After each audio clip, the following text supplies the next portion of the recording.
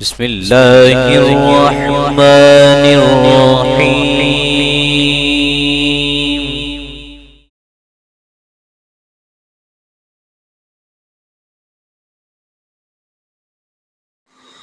الحمد لله وكفى وسلام على عباده الذين اصطفى والصلاة والسلام على من لا نبي بعده وعلى آله وصحبه ومن نحى نحوه أما بعد أعوذ بالله السميع العليم من الشيطان الرجيم بسم الله الرحمن الرحيم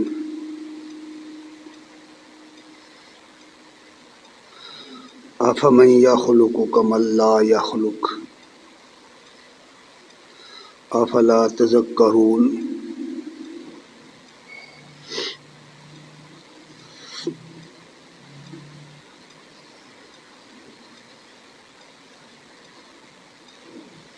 وقال النبي صلى الله عليه وآله وسلم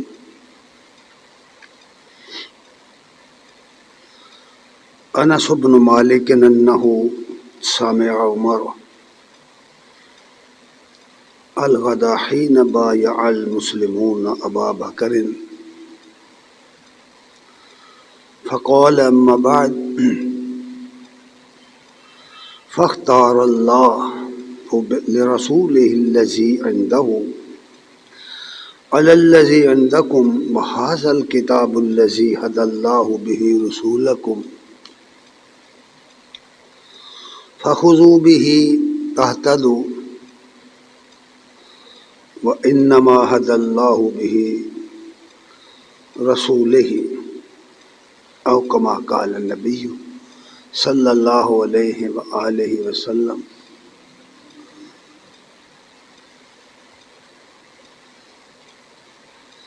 صدق الله ومولانا العظيم وصدق رسوله النبي الكريم ونحن على ذلك لمن الشاهدين والشاكرين والحمد لله رب العالمين.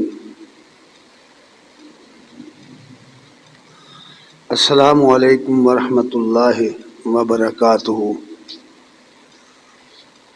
ہر قسم کی حمد و ثنا کے لائق اللہ جل شانہ کی ذات کریم ہے، اور بے بہا درود و سلام محمد الرسول اللہ صلی اللہ علیہ وآلہ وسلم پر اور آپ کی آل اور اصحاب پر. حضرات گرامی قدر،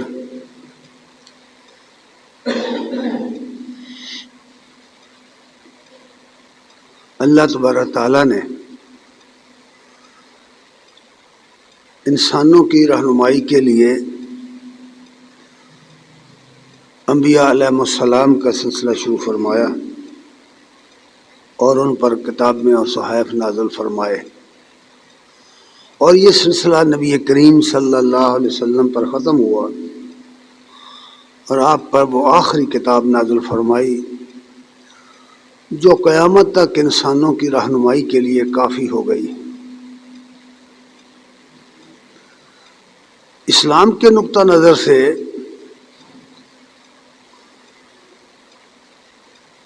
اسلام کی تعلیم کے بنیادی نکات صرف 3 ہیں، اور انبیاء علیہ السلام نے ہمیشہ ہر زمانے میں اپنی امتوں کو انہی نکات پر بلاوا دیا ہے، انہی نکات کی دعوت دی ہے، اور بقیہ اس دین اسلام جو ہے وہ انہی نکات کی تشریح اور توضیح ہے. اور ہمیشہ سے انسان اس دنیا کی زندگی میں اور اس کی رعنائیوں میں گم ہو کر، اس کی خوشحالیوں میں گم ہو کر ان نقطوں سے بے خبر ہوتا رہا، غافل ہوتا رہا، اور بار بار انبیاء آتے رہے اور انہیں سمجھاتے رہے تاکہ رسول کریم صلی اللہ علیہ وسلم تشریف لے آئے. ان کے تشریف لے آنے کے ساتھ ہی دین اسلام مکمل ہو گیا، وہ کتاب آخری آ گئی اور اس میں وہ دعوت بھی اپنی تکمیل کو پہنچ گئی، جس کے لیے انبیاء آتے رہے تھے۔ اس دعوت کے بنیادی نکات جو 3 ہیں،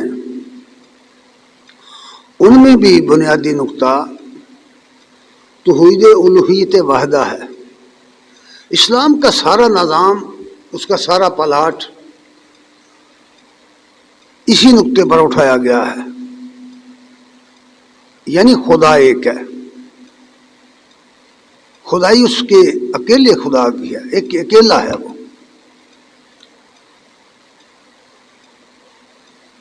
یہ ایسا نقطہ ہے جس کو بڑی تفصیل کے ساتھ قرآن میں بیان کیا گیا ہے، بلکہ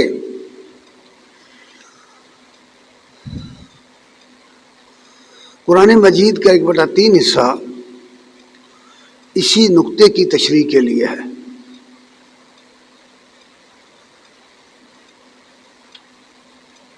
اور قرآن مجید میں سورہ انبیاء کی آیت نمبر 25 میں یہ بات فرما دی کہ یہ وہ نقطہ ہے جس کو تمام انبیاء اپنی اپنی امتوں کو بتاتے رہے، اسی نقطے کی طرف لوگوں کو دعوت دیتے رہے۔ فرمایا وَمَا أَرْسَلْنَا مِن قَبْلِكَ مِن رَّسُولٍ إِلَّا نُوحِي إِلَيْهِ أَنَّهُ لَا إِلَٰهَ إِلَّا أَنَا فَاعْبُدُونِ۔ اے نبی، ہم نے آپ سے پہلے کوئی رسول ایسا نہیں بھیجا مگر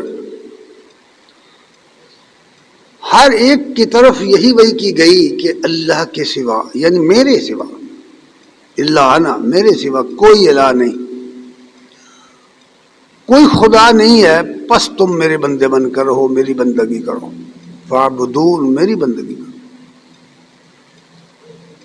اللہ کے سوا کسی اور کی بندگی کرنا، عبادت کرنا، پرستش کرنا، پوجا پاٹ کرنا، کسی اور کو اللہ کے سوا مدد کے لیے پکارنا، حاجت روائی کے لیے پکارنا، مشکل کشائی کے لیے پکارنا، اللہ کے سوا خواہ کوئی بھی ہو، کتنا بڑا انسان ہو، کوئی فرشتہ ہو، کوئی جن ہو، اس کو شرک کہا گیا ہے۔ توحید الوہیت واحدہ بنیادی نقطہ ہے، اسی پر اسلام کا پلاٹ تیار کیا گیا ہے۔ دوسرا نقطہ رسولوں کی رسالت پر ایمان ہے۔ اللہ تعالیٰ نے اپنے جن برگزیدہ بندوں کو بھیجا، ان کو رسول کہتے ہیں کہ وہ اللہ کا پیغام لے کر آئے، ان کے اوپر وحی آتی تھی، علم وحی کے ذریعے انہوں نے دنیا کی رہنمائی کی، انسانوں کی اخلاقیات کو سنوارنے کے لیے، انسانی زندگی کو گمراہی اور بدراہی سے، بے عملی اور بد عملی سے بچانے کے لیے اللہ کا پیغام دے کر بھیجا گیا۔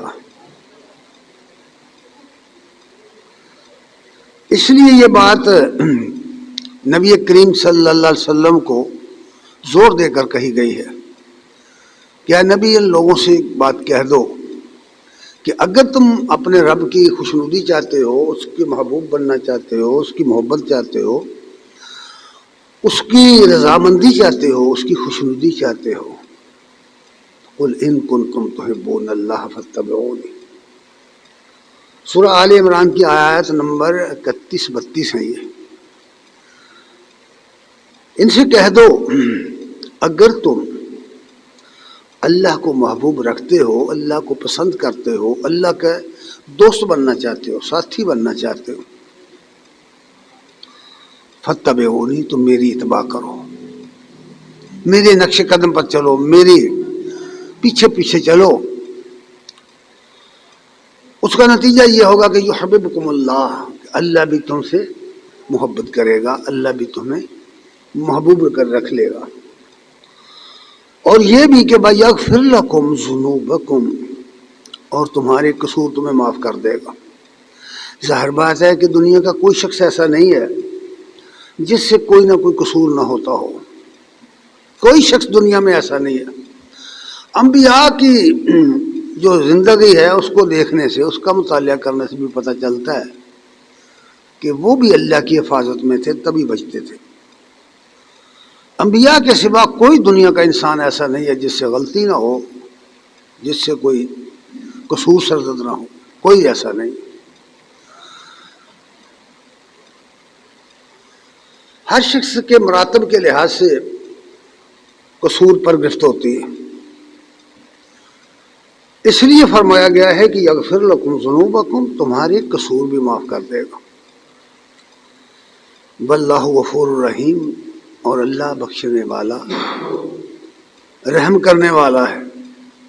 یہ بات فرما کر اگلی بات یہ فرمائی، قل اطیعوا اللہ والرسول، ان سے یہ بھی کہہ دو کہ اللہ اور رسول کی اطاعت کرو۔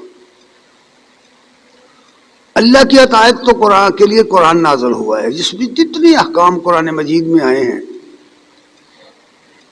ان سے معلوم ہوتا ہے کہ یہ کام ہیں، یہ باتیں ہیں جن میں اللہ کی اطاعت لازم ہے، کہ رسول کے ذریعے وہ ہمیں بتائے گئے۔ ان کے علاوہ رسول اللہ صلی اللہ علیہ وسلم کی بھی کچھ باتیں ایسی ہیں جن کا کوئی تذکرہ قرآن مجید میں نہیں ہے، یا ان کی تفصیلات قرآن میں نہیں ہے، یوں کہہ لیجئے، یا وہ باتیں جو صرف رسول اللہ صلی اللہ علیہ وسلم تک محدود تھیں، آپ نے ان کے احکام صادر فرمائے۔ مثال کے طور پر جس طرح حرم مکہ کو اللہ تعالیٰ نے حرم قرار دیا ہے، لیکن مدینہ طیبہ کو رسول اللہ صلی اللہ علیہ وسلم نے حرم قرار دیا ہے، اور مدینہ طیبہ کی حرمت بھی اسی طرح ہے جس طرح حرم پاک کی حرمت قائم ہو گئی ہے۔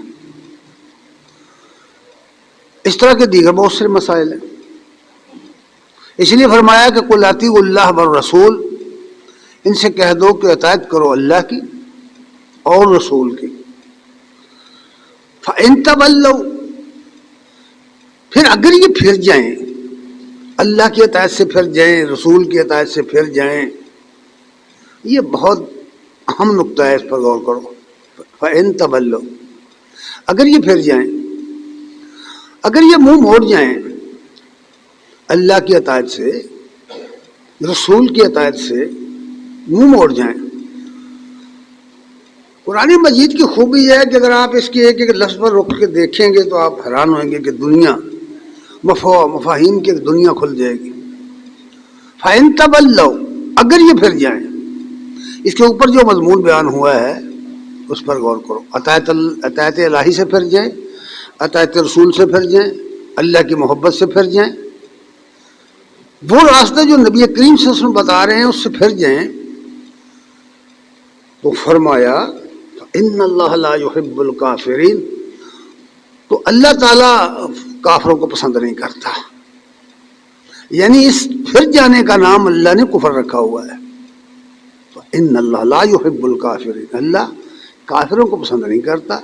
یعنی جو احکام اللہ رسول کی طرف سے آئے انہیں جو شخص نہیں مانتا یا انہیں اختیار نہیں کرتا، تو وہ فرمایا وہ منکر حق ہے، وہ اللہ رسول کو اس نے نہیں سمجھا۔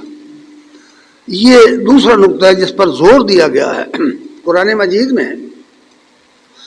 رسالت پر ایمان لانے کا جو نقطہ ہے یہ بہت اہم نقطہ ہے، اور اس پر بڑا تفصیل کے ساتھ بیان موجود ہے۔ اور تیسرا نقطہ جو بیان ہوا ہے وہ ایمان بالآخرت ہے۔ دنیا کے جتنے مذاہب ہیں ان کا مطالعہ کر کے دیکھ لو، جزا سزا کا ہر شخص قائل ہے، اعمال کا بدلہ ملے گا، ہر شخص مانتا ہے کہ جو کچھ ہم نے کیا ہے دنیا میں اس کا بدلہ ضرور ملے گا۔ کسی بھی مذہب کا حامل شخص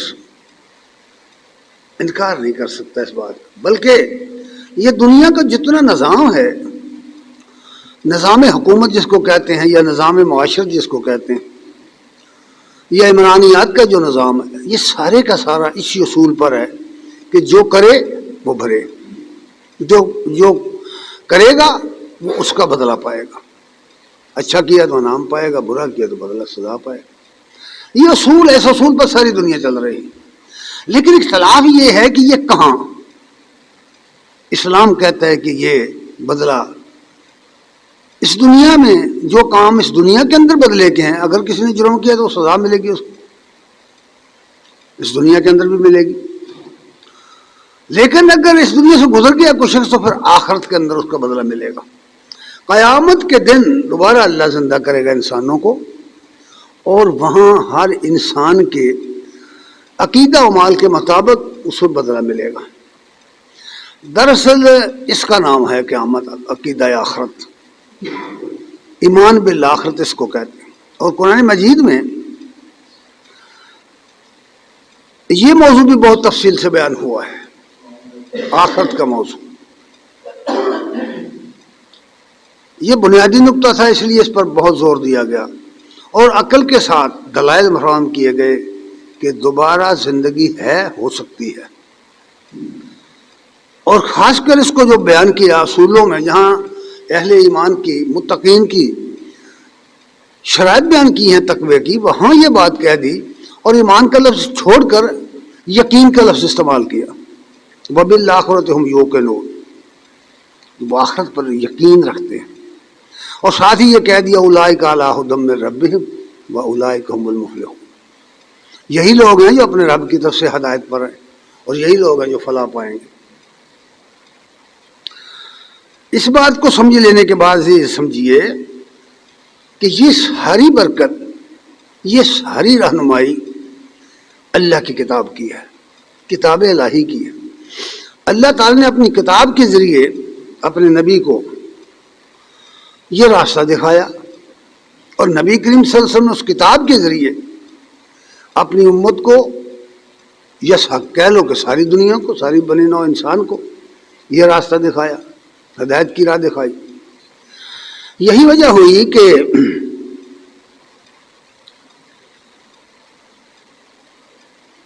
جب نبی صلی اللہ علیہ وسلم اس دنیا سے رخصت ہو گئے، مسلمانوں نے ابو بکر رضی اللہ تعالیٰ عنہ کو خلیفہ منتخب کیا۔ جس دن ان کی بیعت ہوئی، بیعت کے اگلے دن مسجد میں اجتماع ہو گیا، سب لوگ جمع ہو گئے، تمام صحابہ جمع ہو گئے، مسلمان جمع ہو گئے، اور ابو بکر رضی اللہ تعالیٰ عنہ خطبہ دینے کے لیے آئے۔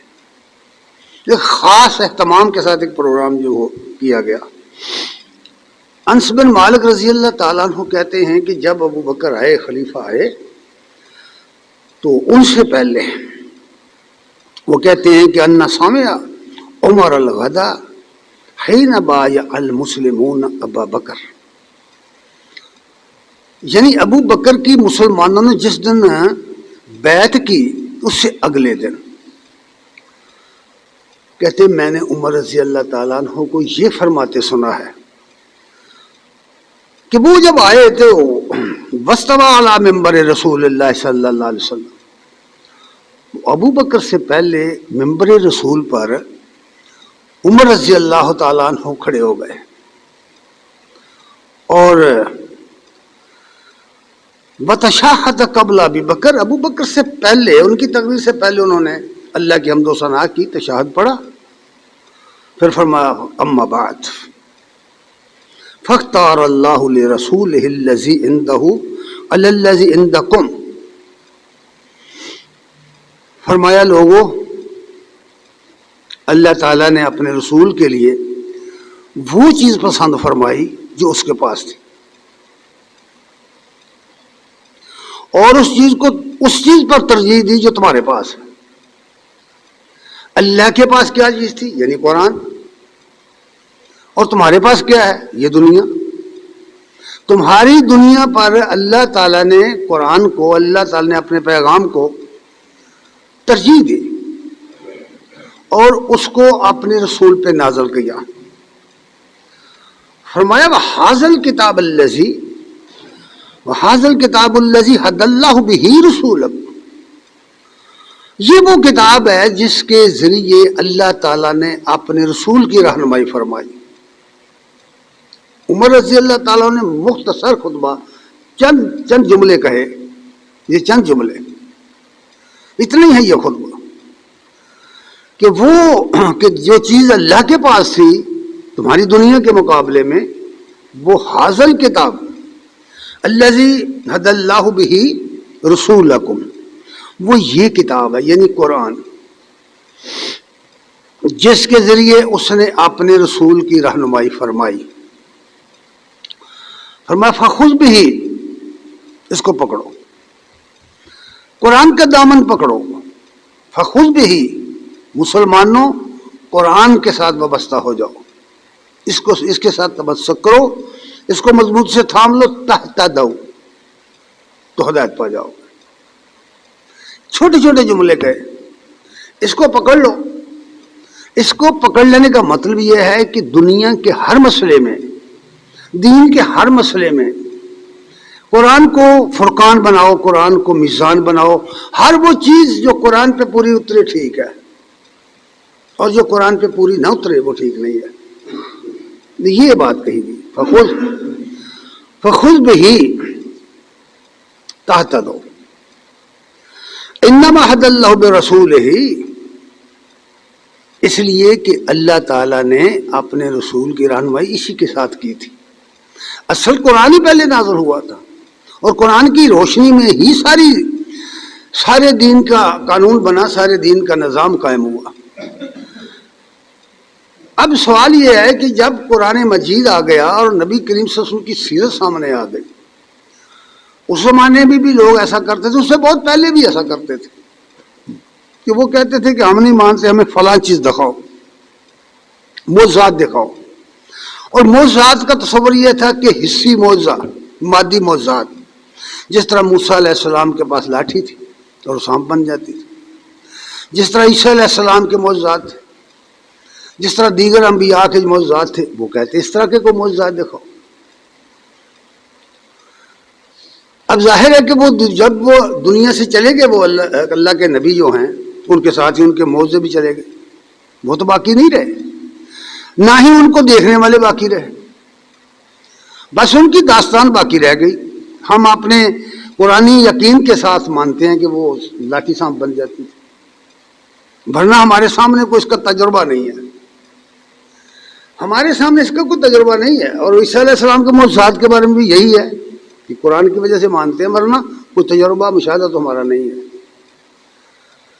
تو اس طرح کے معجزات جو لوگ مانگتے ہیں اور مطالبہ کرتے ہیں کہ بھئی کر کے دکھاؤ، اے نبی تم بھی معجزے دکھاؤ. اس قرآن مجید میں بہت سارے مطالبے موجود ہیں کہ وہ کہتے ہیں کہ اگر واقعی آپ رسول ہیں تو آپ کو کھانے پینے کی کیا ضرورت ہے، بیوی بچوں کی کیا ضرورت ہے، کاروبار کرنے کی کیا ضرورت ہے. یعنی تصور کافروں کا یہ تھا کہ جو نبی ہو یا جو پہنچا ہوا اللہ تک پہنچا ہوا بزرگ ہو، اس کو تو کچھ کھانا پینا ہی نہیں چاہیے، اس کا کوئی بیوی بچہ نہیں ہونا چاہیے، اسے تو سوسائٹی میں نہیں بلکہ جنگلوں میں رہنا چاہیے، ڈنگ ڈنگ رہے درویش ہو، باہر جا کے رہے، اسے کیا دنیا کے ساتھ کیا تعلق. ان چیزوں کو، اس کاروبار کو، اس اولاد کو، اس بیوی بچوں کو تو وہ دنیا داری سمجھتے. وہ کہتے ہیں یہ کیسا رسول ہے کہ یہ بھی کھاتا پیتا ہے، بازاروں میں چلتا ہے، اس کے بیوی بچے بھی ہیں اور کاروبار بھی کرتا ہے. اس لیے انہیں فرمایا گیا کہ معجزات جو تم مانگتے ہو، تو کیا معجزات دیکھ کر وہ ایمان لے آئے تھے؟ کیا فرعون مان گیا تھا؟ ابراہیم علیہ السلام کا بہت بڑا معجزہ ہے کہ آپ کو آگ میں ڈالا گیا، آپ زندہ و سلامت بچے رہے، تو کیا کوئی پھر لوگ شہر کے 1 لاکھ کی آبادی کو مسلمان ہو گئے؟ پھر وہی ایک ان کی زوجہ محترمہ اور ایک ان کا بھتیجا، بس وہی 2-3 آدمی. کیا معجزات سے بھی کوئی معنی لے آیا ہے؟ لیکن پھر بھی فرمایا کہ معجزات جو ہیں نا، آج بھی وہ معجزے ہیں. پڑھ کے تو دیکھیے، نبی کریم صلی اللہ علیہ وسلم کی یہ حدیث موجود ہے. ابی ہریرہ رضی اللہ تعالیٰ عنہ کہتے ہیں کہ رسول اللہ صلی اللہ علیہ وسلم نے فرمایا ما من الانبیاء نبی الا اوتی من الآیات ما مثلہ اومن او آمن علیہ البشر. فرمایا کوئی نبی ایسا نہیں گزرا جس کو معجزات نہیں دیے گئے، اور ان کے معجزات کو دیکھ کر کچھ لوگ ایمان لے آئے. پھر فرمایا مجھے بھی معجزہ دیا گیا ہے، مجھے بھی معجزہ دیا گیا ہے. ذرا غور کرو گے تو واقعی یہ چیز معجزہ ہے. فرمایا انما کان الذی اوتیت وحیا اوحاہ اللہ الی. بس مجھے بھی معجزہ دیا گیا ہے کہ اس نے میرے اوپر وحی نازل فرمائی. اللہ نے مجھے وحی کا معجزہ دیا ہے، اور وحی کیا ہے؟ قرآن. مجھ پر وحی نازل کی گئی. فارجو انی اکثر، میں امید کرتا ہوں، اکثر ہم تابعین یوم القیامہ، کہ انہوں بھی آج سے میرے پیروکار اس معجزے کی وجہ سے زیادہ ہوں گے. قیامت کے دن میرے پیروکار ان سے زیادہ ہوں گے. زیادہ ہیں یا نہیں؟ زیادہ ہیں. اچھا، یہ قرآن معجزہ ہے. کیا یہ حقیقت نہیں کہ ایک آدمی جو کبھی کسی مکتبے میں نہیں گیا، کسی استاد کے پاس پڑھنے نہیں گیا، اس نے لکھنا پڑھنا نہیں سیکھا، لکھنا پڑھنا اسے آتا ہی نہیں.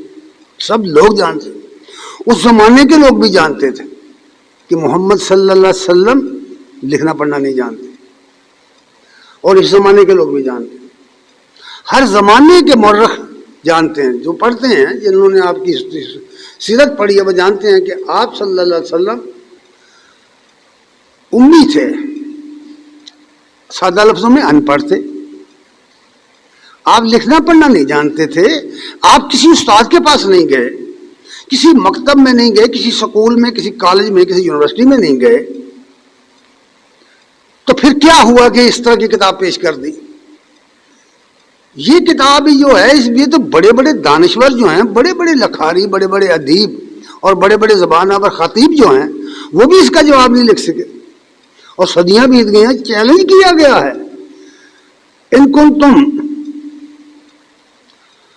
اللہ تعالیٰ فرماتے ہیں، ان کنتم فی شک مما انزلنا، اللہ آپ دینا، ہم نے جو کچھ اپنے بندے پر نازل کیا ہے، اگر تمہیں اس کے خدائی کتاب ہونے میں شک ہے، فاتوا بسورۃ مثلہ وادعوا شہداءکم من دون اللہ، ایک صورت اس جیسی لے کر آؤ اور اپنے سارے حمایتیوں کو بلا لو، اپنے خطیبوں کو، ادیبوں کو، بزرگوں کو، ولیوں کو، عالموں کو، اپنے خداؤں کو، اپنے مشکل کشاؤں کو بلا لو سب. اگر یہ مشکل کشا تمہارے اس وقت مشکل کے وقت کام نہیں آتے تو کب آئیں گے بھائی؟ یہ تو بڑی خجالت ہے تمہیں ہو رہی کہ تم شکست کھا رہے ہو. تو لے آؤ نا ان کو کہ قرآن جیسی ایک صورت بنا کے لے آئیں، چھوٹی سے چھوٹی صورت. انا اعطیناک الکوثر فصل لربک وانحر ان شانئک هو الابتر، ایک صورت لے کے آؤ. عربی بنا کے نہیں، اس کا مطلب ہے کہ ایسی کتاب لے کے آؤ، ایسی صورت لے کے آؤ جس کے مضامین کا یہ عالم ہو کہ اس کے سامنے سر جھکتے ہو. کوئی جواب نہیں دے سکا. پھر فرمایا فَإِن لَّمْ تَفْعَلُوا وَلَن تَفْعَلُوا، اگر تم یہ چیلنج قبول نہیں کرتے، اور ساتھ ہی کہہ دیا وَلَن تَفْعَلُوا، ہرگز نہیں کر سکو گے تم. فَاتَّقُوا النَّارَ الَّتِي وَقُودُهَا النَّاسُ وَالْحِجَارَةُ اُعِدَّتْ لِلْكَافِرِينَ، اور یاد رکھو، ڈرو اس جہنم کی آگ سے جو تمہارے لیڈروں کے لیے بھی اور تمہارے عوام کے لیے بھی جو منکر ہیں تیار کی گئی ہے. جو نہیں مانتے، منکرین حق ہیں، قرآن کو نہیں مانتے، ان کے لیے وہ جہنم کی آگ تیار کی گئی. اس چیلنج کو کسی نے قبول نہیں کیا. اس لیے یہ معجزہ ہے، ایک ایسا معجزہ کہ بڑے بڑے لوگ جو مخالف ہیں آپ کے، اگر آپ مستشرقین کی کتابیں پڑھیں تو حیران ہو جائیں گے. جن لوگوں نے نبی کریم صلی اللہ علیہ وسلم کی سیرت پر یا قرآن پر یا تفسیر پر کچھ لکھا ہے، مسلمانوں پر جنہوں نے کچھ لکھا ہے، وہ خود اقرار کرتے ہیں کہ قرآن ایک ایسی کتاب ہے کہ اگر یہ کہا جائے کہ مردہ زندہ ہو گیا تو یہ شاید ممکن ہے، قرآن جیسی کتاب نہیں لائی جا سکتی. یہ مانتے ہیں سب لوگ. اگرچہ وہ یہ کہتے تھے کہ یہ محمد رسول اللہ صلی اللہ علیہ وسلم کا کلام ہے، لیکن محمد رسول اللہ صلی اللہ علیہ وسلم نے فرمایا کہ یہ اللہ کا کلام ہے. اب جس نے سچا مانا آپ کو، اس نے اس کو اللہ کا کلام مانا. اس حوالے سے فرمایا گیا کہ مجھے جو معجزہ دیا گیا ہے وہ زندہ جاوید معجزہ ہے، قیامت تک زندہ رہے گا، اور قیامت تک یہ چیلنج موجود رہے گا کہ اگر تم نہیں مانتے اس کو خدائی کتاب تو لے کر آؤ، اس جیسی کتاب لے کر آؤ. دنیا میں کروڑہ کتابیں لکھی گئی ہیں، لکھوں خواہ مصنفین پیدا ہوئے، بڑے بڑے قلمکار پیدا ہوئے، کوئی دنیا کا انسان اور کوئی دنیا کا مصنف یہ دعویٰ نہیں کر سکا کہ میں نے جو کتاب لکھی ہے اس کا جواب لکھ دو. کسی نے نہیں کہا، کہہ نہیں سکتا. دنیا میں کوئی کتاب ایسی نہیں ہے کسی انسان کی لکھی ہوئی کہ اس میں کوئی نہ کوئی غلطی نہ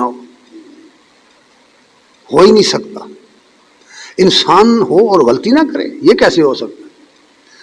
اس لیے صرف دنیا میں ایک کتاب ہے اور وہ ہے کہ قرآن، جو معجز نما بن کے آئی ہے، معجز بن کے آئی ہے، عاجز کر دینے والی بن کے آئی، جس کا جواب نہیں لکھا، جس کے مصنف نے ساری دنیا کو چیلنج کر دیا کہ اگر تم اس کو خدائی کتاب نہیں مانتے تو اس جیسی کتاب لے کر آؤ، اس جیسی صورت لے کر آؤ، اس جیسی 10 صورتیں 10 آیتیں لے کر آؤ. یہ ہے وہ معجزہ جو نبی کریم صلی اللہ علیہ وسلم کو دیا گیا. اور یہ بہت بڑا معجزہ ہے کہ ایسا شخص مکے کے اندر اٹھا جس کو سب لوگ جانتے ہیں کہ یہ امی ہے، سب جانتے ہیں کہ یہ اس نے پڑھنا لکھنا نہیں سیکھا، اسے نہ پڑھنا آتا ہے نہ لکھنا آتا ہے، لیکن اس نے یہ کتاب پیش کی ہے اور دنیا کو چیلنج بھی کیا ہے. اس لیے قرآن مجید میں یہ بات کہی گئی ہے، سورہ شعراء کی آیت نمبر 197 میں یہ بات کہی گئی کہ معجزات مانگتے ہو تو یہ جو اہل کتاب ہے یہود و نصارہ، ان سے ذرا پوچھو، ان سے پتہ کرو، تمہیں پتہ چلے. فرمایا اولم یکن لہم آیہ، کیا ان لوگوں کے لیے یہ معجزہ نہیں ہے کہ ایک ان پڑھ آدمی کتاب پیش کر دے؟ ان کے لیے یہ معجزہ نہیں ہے کہ ایک وہ شخص جس نے کسی سے کچھ پڑھا نہیں، کوئی اس کا استاد نہیں ہے انسانوں میں سے، ایعلمہ علماء بنی اسرائیل، اور اس حقیقت سے علماء بنی اسرائیل واقف ہیں کہ کتاب اللہ میں، بائبل کے اندر یہ بات لکھی ہوئی ہے، اللہ نے یہ وعدہ کیا تھا کہ میں ایک ایسا شخص پیدا کروں گا جو ان پڑھ ہوگا اور میں اپنا کلام اس کے منہ میں ڈالوں گا اور وہ وہی کہے گا جو میں اسے کہوں گا، اور جو اس کو نہیں مانے گا میں اس سے اس کا حساب لوں گا. بائبل پڑھ کے دیکھو، کتاب استثناء میں یہ سب کچھ ہے، آبار میں بھی ہے. یہ ہے وہ حقیقت جو بیان کی گئی ہے. اب اس کتاب کے اندر جو ہے ایک بات بڑی اہم کہی گئی ہے. آج کل بہت ساری اس طرح کی چیزیں آ رہی ہیں. ابھی ایک شخص نے مجھے ایک ویڈیو سینڈ کی جس میں یہ بتایا گیا تھا کہ یورپ کے اندر سائنسدانوں نے مردوں پر ریسرچ کی ہے اور مردوں پر ریسرچ کر کے ثابت کیا ہے کہ مرنے کے بعد بھی بندہ نہیں مرتا، مرنے کے بعد بھی بندہ نہیں مرتا، زندہ رہتا ہے، اس کی روح زندہ رہتی ہے. پھر وہ پورا فلسفہ جو بیان کرتے ہیں لوگ وہی. میں نے کہا کہ بھئی اگر یہ بات درست مان لی جائے کہ سائنس نے اتنی ترقی کر لی ہے تو وہ مردے کو زندہ ثابت کر گیا ہے،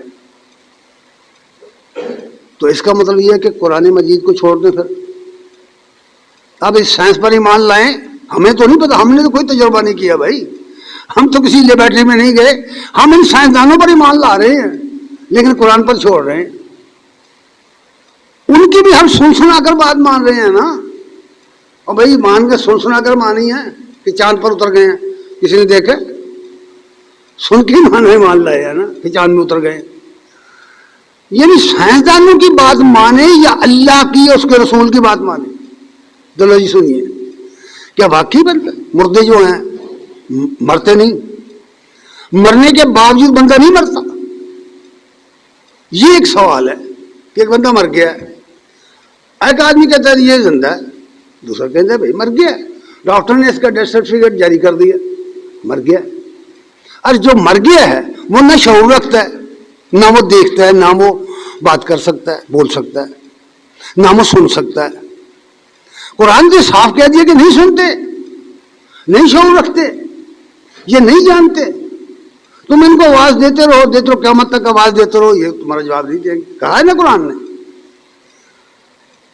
تو سوال یہ ہے کہ بھئی یہ کیسے بات مان لی جائے، ایسے سائنس کو کیسے مان لیا جائے جو کہے کہ مردہ مرنے کے باوجود زندہ ہے. قرآن کیا کہتا ہے؟ قرآن نے ان معمور کو امر بالمحال قرار دیا ہوا ہے، یاد رکھیے۔ سورہ رعد کی آیت نمبر 31 میں ایک بات فرمائی ہوئی ہے، فرمایا لو ان قرآنا سیرت بہ الجبال او قطعت بہ الارض او کلم بہ الموتى بل للہ الامر جمیعا۔ مطلب یہ ہے کہ اگر قرآن ایسا ہوتا، ایسا قرآن ہوتا جس کے ذریعے پہاڑ چلنے لگتے، میں لفظی ترجمہ کر رہا ہوں، بعد میں اس کی تشریح کرتا ہوں، جس کے ذریعے پہاڑ چلنے لگتے، جس کے ذریعے زمین پھٹ جاتی، جس کے ذریعے مردے بولنے لگتے، فرمایا نہیں ہوگا اگر قرآن ایسا ہوتا۔ پھر ایک سا مطلب یہ ہے کہ یہ قرآن ایسا نہیں ہے، کوئی اور قرآن ہوتا جس کے ذریعے یہ تین کام ہوتے۔ قرآن پڑھ کر پھونک مارتے، پہاڑ اٹھ جاتا، قرآن پڑھ کر پھونک مارتے، زمین پھٹ جاتی، شک ہو جاتی، قرآن پڑھ کر دم کرتے، پھونک مارتے، مردہ اٹھ کے بیٹھ جاتا۔ فرمایا یہ کوئی اور قرآن ہوگا، یہ تو نہیں ہے، یہ قرآن نہیں ہے۔ یہاں بہت سارے مسائل بیان کر دیے گئے ہیں۔ وَلَوْ أَنَّ قُرْآنًا سُيِّرَتْ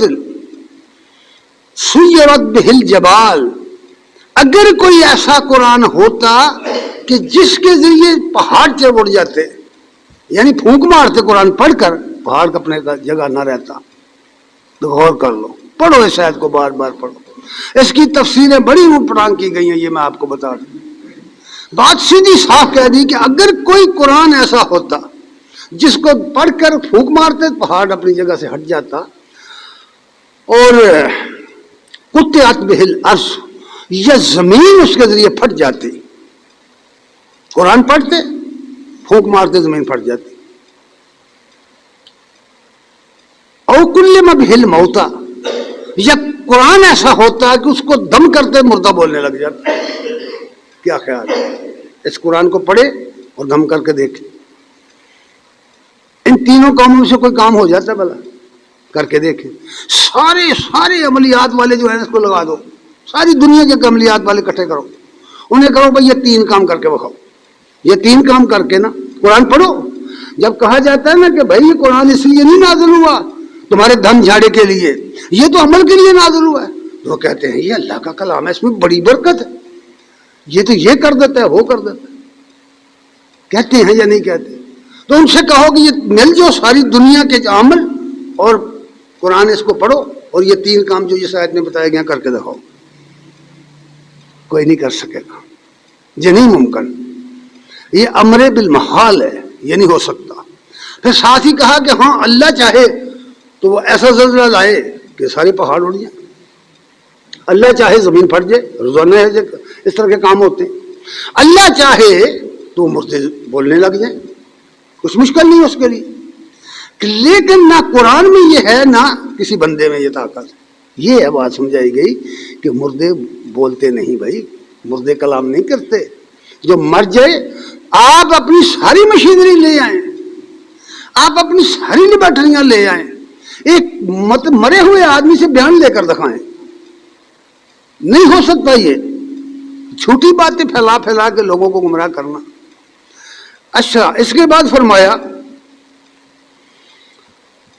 دوسری آیت میں فرمایا سورہ انعام کے اندر، اے نبی وَلَوْ أَنَّنَا نَزَّلْنَا عَلَيْهِمُ الْمَلَائِكَةَ، اگر ہم ان معجزات طلب کرنے والوں کے سامنے فرشتے اتار کر لے آتے، فرشتے ان کے سامنے ظاہر ہو جاتے۔ فرشتے دیکھے ہیں کسی نے؟ فرمایا کہ اگر ہم ان کے سامنے فرشتے لے آتے اور فرشتے ان کے سامنے آ جاتے، یہ اپنی آنکھوں سے ان کو دیکھ لیتے، وَكَلَّمَهُ الْمَوْتَى، اور مردے ان سے بولنے لگتے۔ یہ جو معجزات کا طلبگار ہے نا، اگر ان سے مردے کلام کرنے لگ جاتے، وَحَشَرْنَا عَلَيْهِمْ كُلَّ شَيْءٍ قُبُلًا، اور جتنی پوشیدہ چیزیں ہیں، چھپی ہوئی چیزیں ہماری نظروں سے، پردے میں جو چیزیں ہیں، مستور چیزیں ہیں، اگر وہ ساری ہم وہاں سے نکال کر پردے سے ان کے سامنے لے آتے، جو منکرین حق ہیں ان کے سامنے لے آتے، تو پھر یہ کیا کرتے؟ ما کانوا لیؤمنوا، یہ پھر بھی نہ مانتے. کیوں بھائی بتائیے؟ یہ قرآن ابو جہل نے سنا ہے، ابو لہب نے سنا ہے؟ کتابیں پڑھ کے دیکھو، سنا ہے. ابن کثیر رحمہ اللہ نے اپنی تفسیر میں ایک واقعہ لکھا ہے کہ ابو شریک کہتے ہیں کہ حرم کے اندر ایک کونے میں چھپ کر وہ نبی صلی اللہ علیہ وسلم کی تلاوت سن رہے تھے. جب وہ باہر نکلے، گلی میں گئے، چوک میں گئے، تو وہاں اس کی ملاقات ابو سفیان کے ساتھ، ابو جہل کے ساتھ، ان کے ساتھ ملاقات ہوئی. اس نے پوچھا بھی کہاں سے آئے ہو؟ انہوں نے کہا بھی سچی بات تو یہ ہے کہ حرم میں تھے اور ہم محمد صلی اللہ علیہ وسلم کی تلاوت سن رہے تھے. اس نے کہا کہ اگر تمہاری اس حرکت کا پتہ چل گیا تمہاری نوجوان نسل کو، جس کو تم دن رات کہتے ہو کہ اس شخص کے پاس نہیں جانا، اس کی بات نہیں سننا، تو اگر ان کو تمہاری اس حرکت کا پتہ چل گیا تو پھر کیسے روکو گے ان کو؟ انہوں نے کہا کہ ہم یہاں قسمیں اٹھاتے ہیں کہ آئندہ ہم نہیں یہ کریں گے. یہ قسمیں اٹھا کر چلے گئے. وہ کہتے ہیں کہ اگلا دن ہوا تو میں پھر چلا گیا. میں نے کہا کہ وہ اپنے گھر میں قسمیں اٹھائی ہیں تو اپنے گھر میں کیا پتا، میں چلا گیا. اور ابو جہل نے بھی سوچا کہ وہ تو اپنے گھر میں وہ بھی چلا گیا. ابو سفیان نے کہا وہ بھی. ہر کسی نے یہ تصور کر کے نا کہ وہ آپ اپنے گھر میں، انہیں کیا خبر ہے، وہ سارے پھر چلے گئے. اگلے دن اسی موڑ پر پھر ملاقات ہو، اگلی رات پھر اسی موڑ پر. اس نے کہا کہ کل یہ قسمیں کھائی ہیں، آج پھر وہی کام. وہ کہتے ہیں 3 دن اس طرح ہوا. پھر میں تیسرے دن ابو سفیان کے گھر گیا. میں نے پوچھا کہ ابو سفیان، یہ جو کچھ تم نے سنا ہے تمہارا اس کے بارے میں خیال کیا ہے؟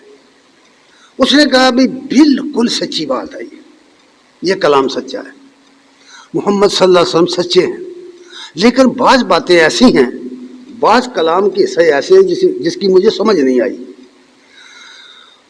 وہ کہتے ہیں میں وہاں سے نکل کر کے ابو جہل کے گھر گیا. میں نے اس سے پوچھا کہ ابو الحکم بتاؤ تم اس وقت کے بارے میں کہتے کیا ہو؟ اس نے کہا دیکھ بھائی، یہ سچا نبی ہے، یہ واقعی اللہ کا کلام ہے، لیکن بات سن لے، یہ ہمارا شریک ہے بنو ہاشم، ہم ہر معاملے میں ان کا مقابلہ کرتے رہے ہیں.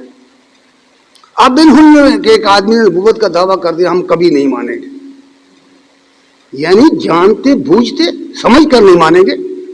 یہی بات یہاں کہی گئی ہے کہ ان کے سامنے فرشتے آ جائیں، ان کے سامنے ان کے سامنے مردے کلام کرنے لگ جائیں، ان کے سامنے مستور چیزیں نکال کر لے آئیں، یہ پھر بھی نہیں مانیں گے. کیونکہ جب کوئی شخص ضد میں آ جائے، تعصب میں آ جائے، وہ کیسے مان سکتا ہے؟ ضد اور تعصب والے لوگ نہیں مانتے، ہمیشہ سوچ اور سمجھ والے لوگ مانتے، عقل مند لوگ مانتے، غیر جانبدار ہو کر کے جب بات سنتے ہیں تب مانتے ہیں. اس لیے قرآن نے کہا ما کانوا لیؤمنوا، یہ نہیں ہے ایسے کہ مان لے آئے، الا ان یشاء اللہ. ہاں یہ الگ بات ہے کہ اللہ کی مشیت ہو. یعنی یہ دنیا کے اندر جتنے کام ہم لوگ کرتے ہیں یہ اس کی مشیت کے تحت ہو رہے ہیں. بہت سارے کام ایسے ہم نہیں جانتے، ہم سمجھتے ہیں کہ میں کر رہا ہوں، حالانکہ اللہ کی مشیت کی وجہ سے ہو رہا ہے وہ کام. مسلم نے موقع دیا ہوا ہے ہمیں، اچھا کریں برا کریں، اس نے موقع دیا ہوا ہے اور کہہ دیا کہ پھر بعد میں تمہارا حساب لیا جائے گا. اور ساتھ ہی کہہ دیا الا یشاء اللہ، مگر یہ کہ اللہ چاہے.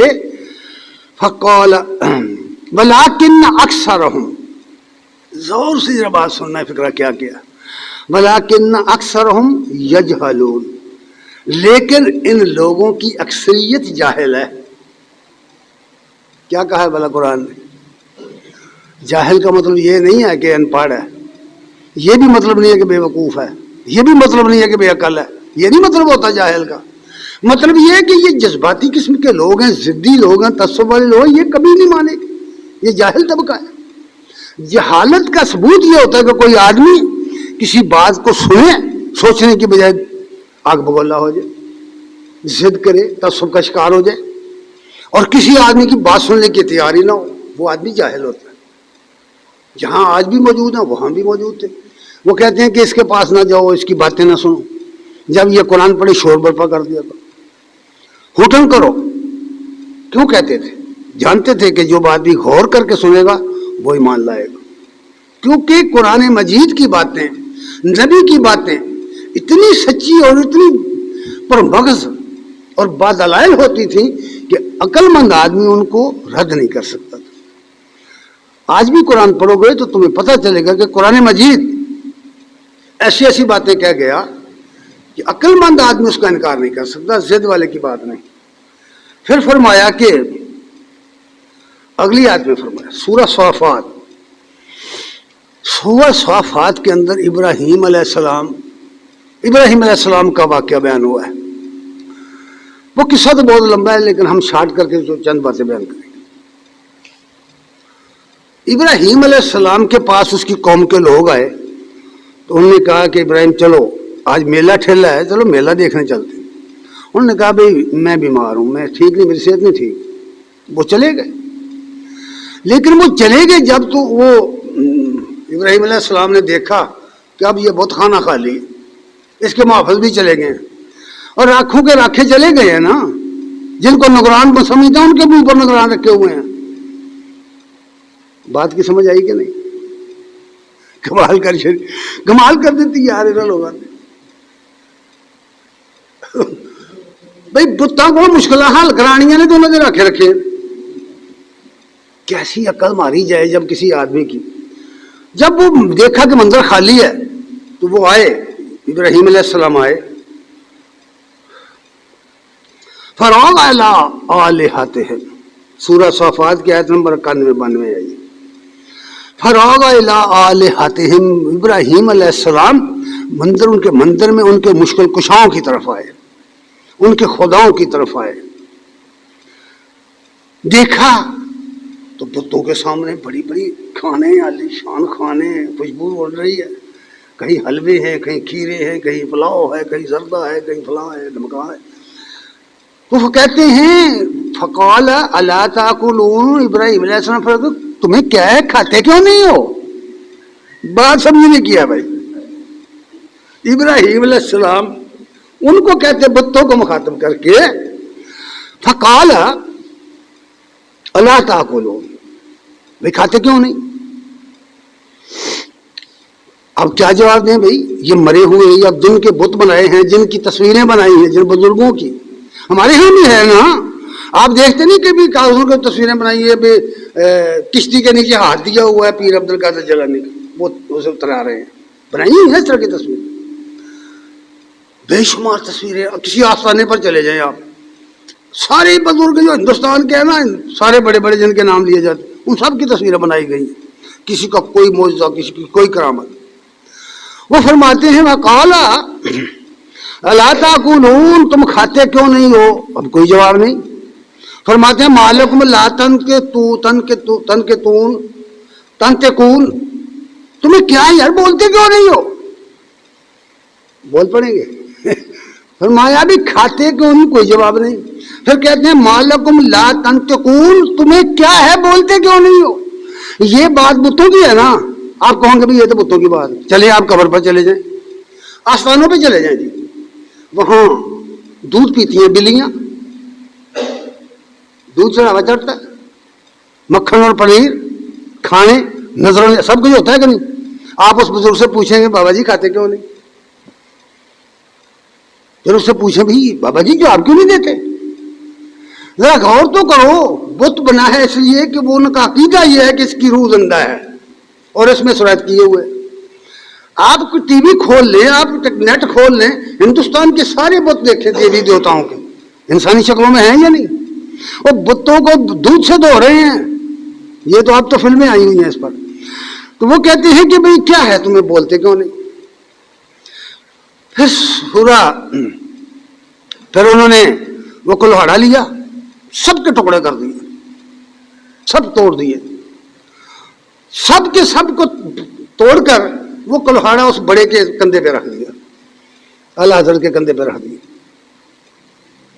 اب جب وہ لوگ آئے انہوں نے کہا بھئی یہ کیا ہو گیا، ہمارے خدا کون مار گیا، ہمارے خداؤں کو کون فنا کر گیا، توڑ گیا؟ یہ کسی نے کہا کہ وہی ہے نا وہ نوجوان جو ہے جس کو ابراہیم کہتے، یہ وہی ساری کارستانی اس کی آئی۔ دوسرے نے کہا کہ لاؤ نا ذرا اس کو پنچایت میں لاؤ، پوچھ گچھ کریں اس سے۔ آگے ابراہیم کے پاس آ گئے کہ یہ تم نے کیا کیا۔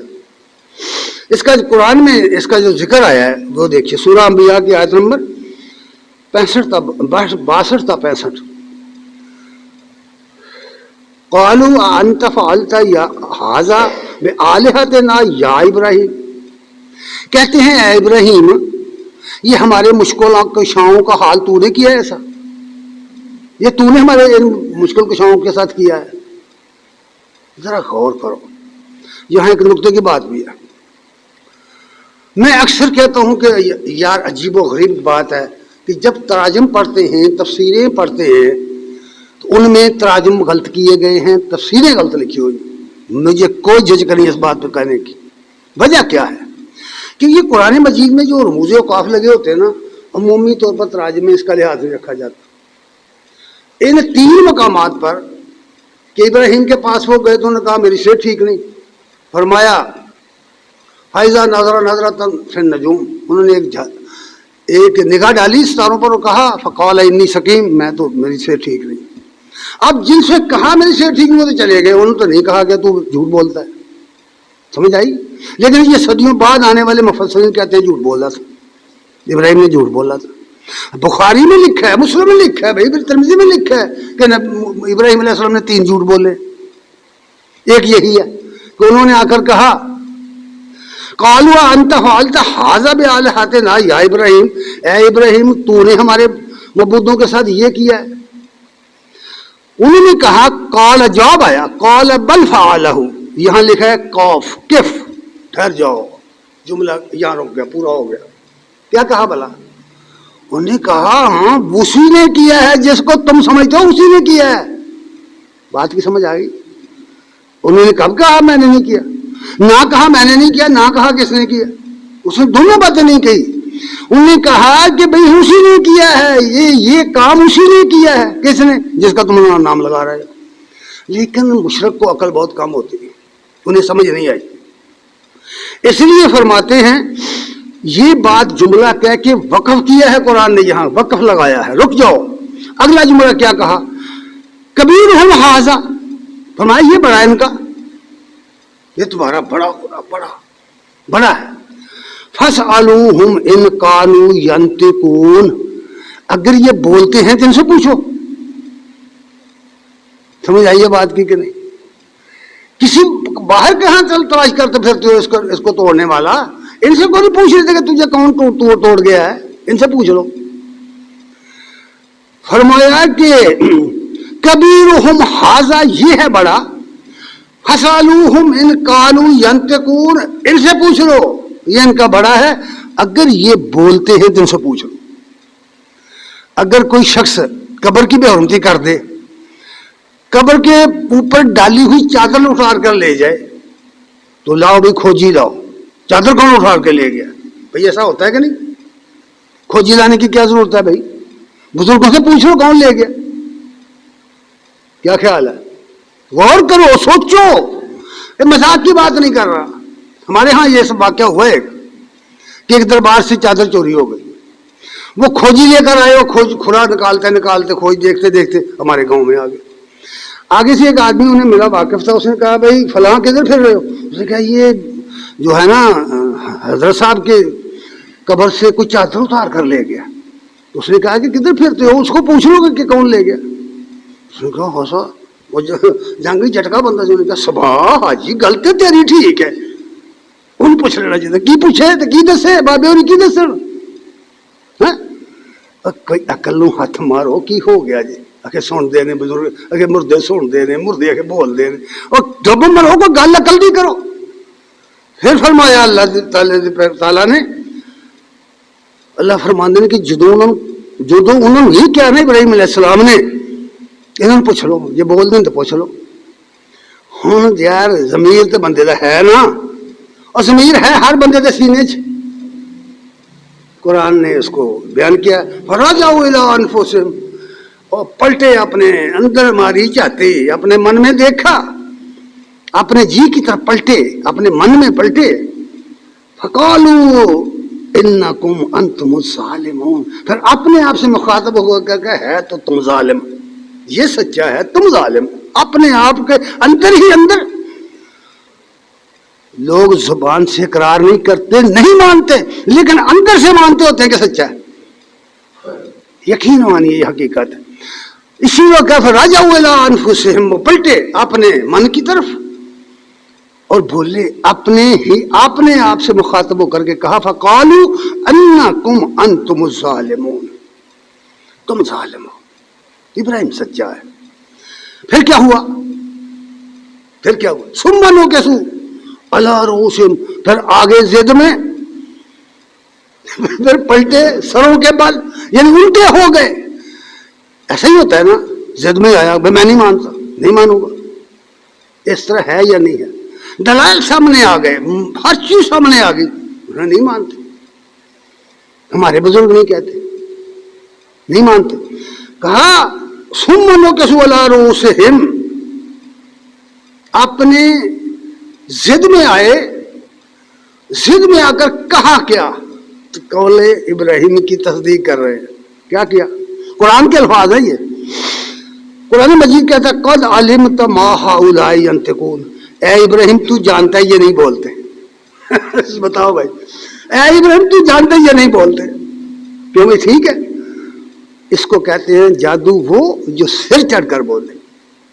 جادو وہ جو سر چڑھ کے بولے. آج کسی بزرگ کو بھی قبر پر چلے جاؤ تو وہ کہیں گے کہ بھی یہ بھی بزرگ مثال کر چکے ہیں، بھلا یہ بولتے ہیں، یہ کوئی سنتے ہیں بولتے ہیں، ان کی روحیں آتی ہیں اور روحیں ہمارے کام کرتی ہیں وغیرہ وغیرہ، تو کوسلے بنائے ہوئے. تو وہ کہتے ہیں کہ تو جانتا ہے لقد علمت ما ہؤلاء ینطقون، اے ابراہیم تم جانتے ہو کہ یہ نہیں بولتے. جواب کیا دیتے ہیں؟ ابراہیم نے فرمایا قول ابراہیم، اللہ نے یہ قول ابراہیم کا نازل فرمایا. قول ابراہیم علیہ السلام نے فرمایا افتعبدون من دون اللہ، جب یہ بولتے بھی نہیں، سنتے بھی نہیں، کچھ کرتے بھی نہیں، اپنے آپ کو بچاتے بھی نہیں، تو پھر اللہ کو چھوڑ کر کیوں ان کی غلامی کرتے ہو؟ معقول بات ہے نا. مالا ینفعکم شیئا ولا یضرکم، جو تمہارا کچھ بگاڑ بھی نہیں سکتے، تمہیں نفع بھی نہیں دے سکتے، پھر کیوں اللہ کو چھوڑ کر ان کو مانتے ہو؟ یہ بتاؤ، جواب دو. اف لکم، ابراہیم علیہ السلام فرمایا تف تمہاری سوچ پر، افسوس تمہاری سوچ پر، تمہاری عقل پر. مردہ ضمیر لوگ ہو، مردہ عقل لوگ ہو. اس لیے کہتے ہیں اف لکم ولما تعبدون من دون اللہ، اور ان پر بھی توف جن کو تم اللہ کے سوا مانتے، ان کو تم مشکل کشا بنائے پھرتے ہو. اور ساتھ فرمایا افلا تعقلون، تمہارے اندر عقل کی کوئی چیز نہیں ہے. افلا تعقلون، تمہیں عقل نہیں ہے، تم سوچتے نہیں ہو، عقل نہیں رکھتے. اور کیا نبینے میں اندھے اور سجاکھے میں فرق نہیں کرتے؟ بینے اور نبینے کے فرق کو نہیں جانتے؟ ٹھنڈی چھاؤ اور گرمی کو نہیں جانتے؟ مردے اور زندے کو برابر نہیں جانتے تم لوگ؟ یہ ہے وہ بات جو کہی قرآن میں. حضرات گرامی قدر، اقبال نے کہا ہے مسلمان کو مخاطب کر کے تیرا دل حرم گروے عجم، تیرا دل حرم گروے عجم. او مومن، او بندہ مومن، تیرا تو دل حرم تھا جو پاک ہے شرک سے، تیرا دل حرم تھا، لیکن پجاری بن گیا اجمیوں کا، اجمیوں کے خیالات کا، اجمیوں کی سوچ کا، غیر مسلم مجوسیوں، پارسیوں، ہندوؤں، ان کے عقیدے کو تم نے اپنا لیا. تیرا دل حرم گروے عجم، تیرا دین خریدا ہے کافری. آخر دعوانا